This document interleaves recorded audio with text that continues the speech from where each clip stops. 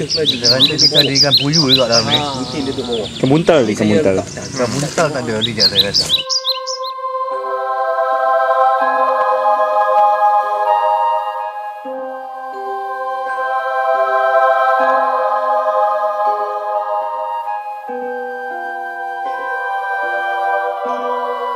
Nampak dia kan macam ni, dia akan tahan tu, nampak?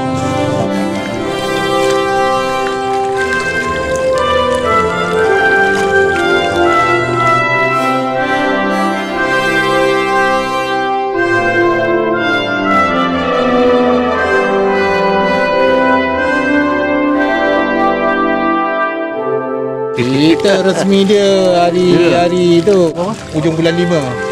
Masuk bulan 6. Oh itu.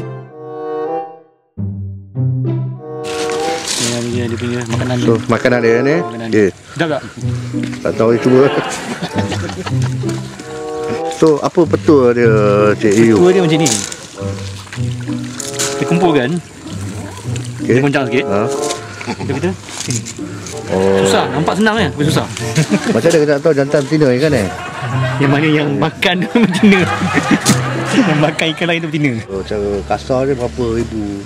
Untuk dia kes satu kolam 10,000. Kolam 10,000 lah. 10,000 benih. Lepas tu ikan ni boleh campur ikan keli. Tak, ikan keli saja. Keli saja. Keseluruhannya kolam kita belah ikan keli.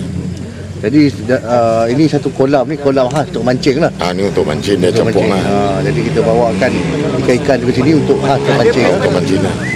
Abang peneroka ke? Penuka Selda, lama dah. Lama lah. Jadi apa pertolongan Selda mengenai kolam ni? Apa? Ada khidmat nasihat macam tempat ni kita bagilah untuk kawasan untuk kita pemasaran. Pemasaran pamah. Pamah. Jadi pendapatan abang macam mana? Macam mana dia pendapatan bergantung kepada jumlah kita keluar lah. Dia dalam setiap 10,000.